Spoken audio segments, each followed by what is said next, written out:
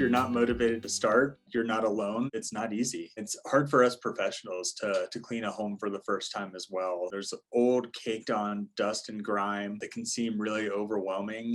And the good news is that once you deep clean your home once and you get all of that old caked on dirt and grime, it's really easy moving forward to keep it clean and simply just wipe away. We call it new dirt that settles down after that deep clean. It wipes off really easy. So focusing on the current condition of your home can make it seem really overwhelming, but thinking about how easy it's going to be to rotate cleaning maybe a few rooms a week moving forward once you take that huge plunge and deep clean your home. And if you dedicate just one day and start with the hardest part first and knock out all of the hard work, and then maybe spread out 2 hours per week moving forward, rotating in the other areas of your home, you can get through that deep clean in about 2 weeks or so. And from there, it's just going to be so much easier.